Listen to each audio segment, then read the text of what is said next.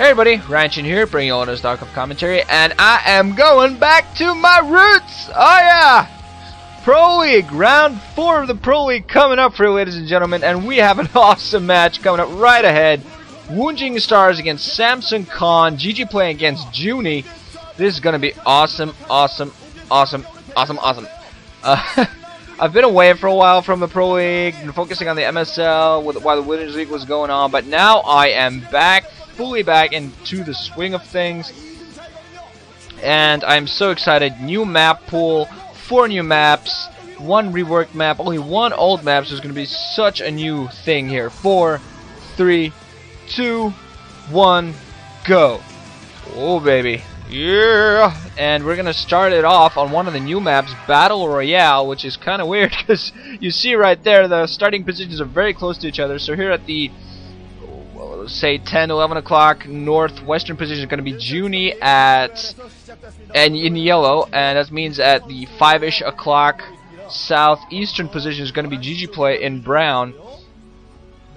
So it's a very interesting new map, I gotta say. It's in one way at least a little bit reminiscent of Troy in that the choke for the main is blocked off. Choke is blocked off by 2 dual assimilators. Kind of like if you destroy one of the dual assimilators, you can't really get maneuverable through. Only small units can move through that, like zealots, marines, zerglings. It's the simulators block the natural. I think I said they block the main, but they actually block the natural expansion. As you see, the 2 bases are very close to each other, so this allows for a lot of zerg running about. I'm going to see the first person views of each player. This is one of the few things I have not missed in the Pro League. It's going to be interesting how it all comes back here. GGplay seems to be just slightly lacking himself, not really going full APM yet. We're going to see what kind of builds these players goes for. I haven't seen this map played at all. It's a very short distance, but a lot of stuff going around all over the place. There are some expansions, some minerals you can mine out to get full maneuverability around the map. With the close position, it's going to be making it very interesting. It's going to be a very good map for zerg with that. There's also position in the middle where you can get dual assimilators, and if you can effectively lock yourself in, you can take that and get a couple of gases. If you lock your opponent in, and you get those gases, it's going to be very good. JuNi now going to send Overlord. Both players are going to be having Overlord and send the mains of each other. Both players going. I think GGplay is going for a 12. GGplay apparently going for a 12 pool and an extractor alongside, and JuNi apparently going for the exact same thing a little bit later than GGplay, so he's going to have his zerglings out just a little bit before. But yeah, also interesting about this map is there are actually temples, Protoss temples that are blocking this. Because this entire small area that you see in front of you on the minimap right now is blocked off by walls. The only way to get outside those walls, aside from flying units, is to break down those huge temples, which have 7,500 life, so that's quite a bit. Now GGplay alongside, on the other side, is going to take an expansion. Apparently JuNi thinking of doing exactly the same thing. I'm going to quickly talk about the stats of these games. JuNi is a fairly new player, so he doesn't have a lot of stats. His zerg versus zerg is kind of even. He's only played 4 games so far. I believe they're pretty even in that regard. You can't really judge a player by the few games he's had there. GGplay has always been a player that's just over 50%. I believe his ZVZ is just about the 50% mark, if not at this 50% mark. Both players getting the layers at exactly the same time. And I'm actually also somewhat celebrating the Pro League by trying a new mic configuration. I'm actually using a headset now, except I usually have a Logitech mouse. Did I say mouse? I meant to say microphone. I usually use a Logitech. I actually do use a Logitech mouse, which is crap. But anyway, I use a Logitech microphone, which kind of just stands on the table. It's for use to chatting online, so it's USB. But this is just a normal headset configuration, which I'm using here. It's a headset, so it's a little more comfortable. I can like wave my hands around and can like move around a little bit. Now on the opposite, JuNi is actually sending. I'm going to talk about focus on the game a little bit now. Both players actually sending out zerglings to kill one of the assimilators to make sure no big units can get through. If you only have to kill one of the assimilators, that's going to be it. No big units are going to be able to get through that. So that pretty much blocks off a little bit for it. But it's not really sure how that's really effective for zerglings, because zerglings can run through those positions anyway, even with those assimilators, because in ZVZ you don't really have anything aside from that. So in all, both these players just using this, giving the zerglings something to do, because the zerglings are still, especially with that one very damaged assimilator, but the zerglings are still going to be able to run around that position. It's not going to be too big a trouble. Unless I am wrong, and even small units can't. I believe actually, if you kill both the simulators, maybe even small units. I know if you kill one simulator, small units can get through. But I think maybe if you kill both the simulators, then even small units can get through that, and that becomes a very, very small, easy to block, very small choke. All in all, because it is an very small choke anyway. So just a random side disruptor down the map. Just a lot of buildings and stuff all around the place are blocking pathways. You can either mine out the minerals there, but that you gotta sacrifice a worker for that, or you just can use some zergings for that purpose. GGplay, interestingly enough, mining a lot of minerals at the natural, not getting an extractor quite yet. JuNi already has his extractor at his own natural expansion. Both players haven't really done any aggressive actions. This is one of the things that really in ZVZ, if you decide to delay and go for more ground type forces, just for more economic game. Zerglings is now killing each other, actually. That's very interesting. GGplay killing his own zerglings there.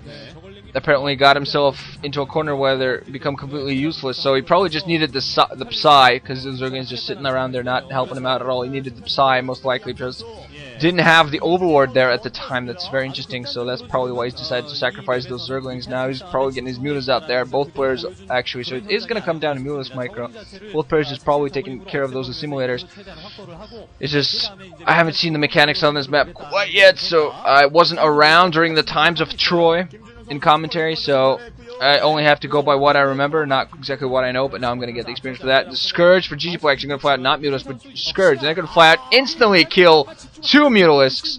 So those Scourge were definitely worth it. GGplay going to try to get 2 more Scourge there, apparently, but that didn't work out for him. So now GGplay finally getting the Mutalisks alongside, but has done a perfect job so far to snipe 2 Mutalisks of JuNi. So JuNi's going to have 2 less mutants to work with. Now it's just going to come down to the Mutalisk micro. GGplay throughout the time has always had very, very good Mutalisk micro. And actually, he's going to catch a few drones there before he gets intercepted by JuNi. JuNi's not going to go out. He has a few Scourge alongside to help him out. GGplay has to try to micro that, but it's not doing a very good job.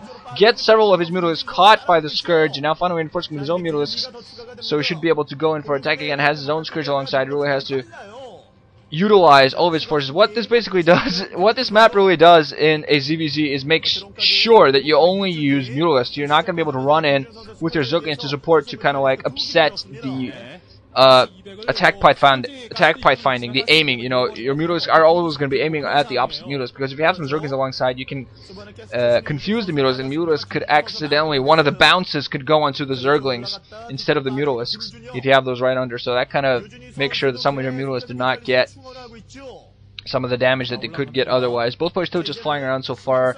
Have some Scourge alongside those. JuNi flying a couple of Scourge. He's flying in his entire Mutalisk group actually down to GGplay's base. So both players are ignoring each other's attack group. Now going to go and just do harassment on the opposite sides. Both going for a natural expansion. They're actually going to do a lot of harassment. JuNi sending several Scourge back into his own natural, where GGplay is trying to do a lot of damage. And JuNi now has Mutalisks inside of the natural.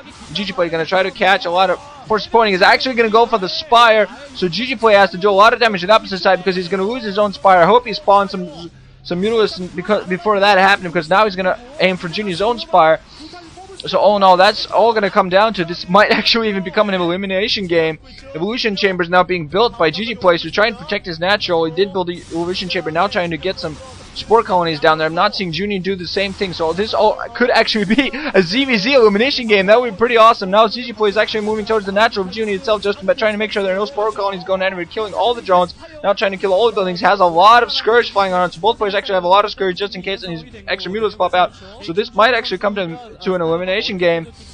GGplay is going to have one drone hiding in a corner, waiting for some positions, while JuNi sits at both players not mining anything, but GGplay has one single drone, and probably because it doesn't have any more mining. GGplay actually now getting a good job, has a lot of Scourge. Both players actually trying to catch up with the Scourge, both being forced to micro against the Scourge. I think GGplay managed to catch a few more Scourge JuNi did, but JuNi still has several Scourge left. I'm not quite sure in that case. GGplay now finally using the one single drone he has left to try to get some more mining done.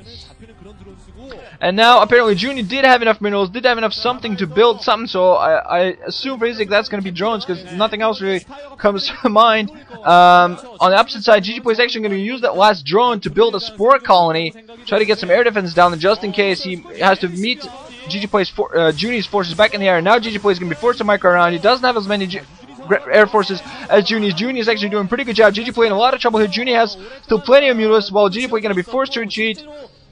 Fly by JuNi's base. They're seeing that JuNi is actually replaced all of his ground forces. GGplay on the opposite side. He's used his last drone for a spore colony. He has only 3 mutalisks now. They're just going to be chased away and all going to be killed. He's going to fly into the safety of that one spore colony. Only 2 mutalisks. Then the last mutalisk actually goes down. Now nothing more than the spore colony. That one mutalisk is going to be micro. And JuNi should actually be able to take this.